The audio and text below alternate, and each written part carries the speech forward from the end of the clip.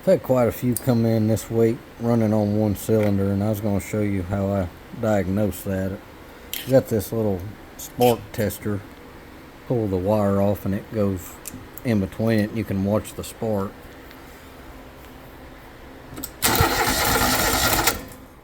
And that tells you your coil's firing, but I had one that it wasn't sparking, so I knew the coil was bad. Only problem on this mower, you got to pull the engine to get to the coils because you can't get this cover off.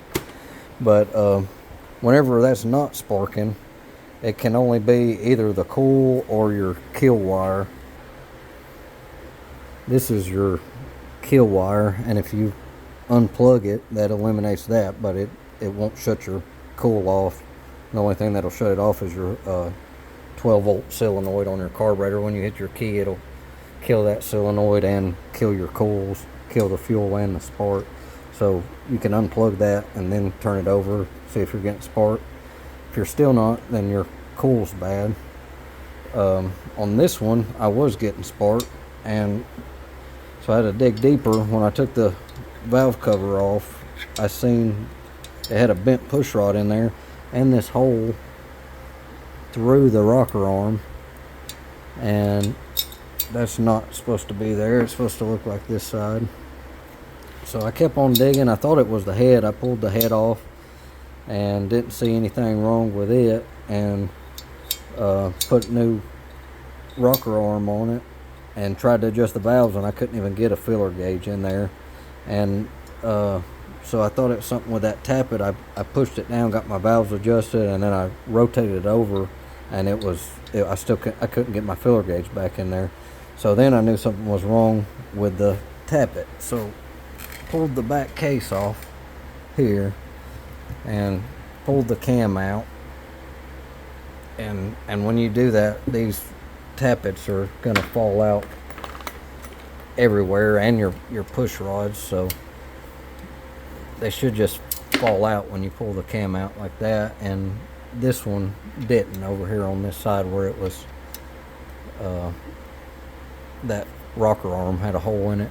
Ended up having to beat this thing out, and I didn't see it till I got it out, but it's got a little spot that it's messed up. I guess where the push rod jumped off at one point and kind of dinged it, and it wouldn't slide up and down. It won't even go back in there now, but it should go easy in and out just like that. So to fix this one, I ordered 2 new tappets and went ahead and put a head gasket on it because it was blown because the valves weren't opening, and all that pressure is going to go somewhere, and it blew the head gasket out.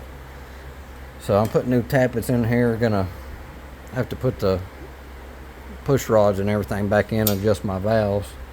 But that's what caused the hole through the rocker arm, was the tappets. Whenever you are running on one cylinder, if you're getting the spark, then there's something else wrong. Either you're probably not getting compression.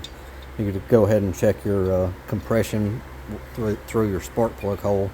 If you're not getting anything, most of the time it's going to be on the head somewhere. It's going to be a bent valve or something like this. Push rod came off and blew the head gasket or something like that. So just because it's running on one cylinder don't mean it's something to do with the spark.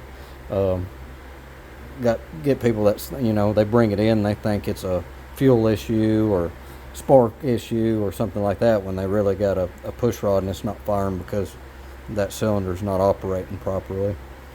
But I'm just going to show you guys kind of how I diagnose this one and check them to find out the problem.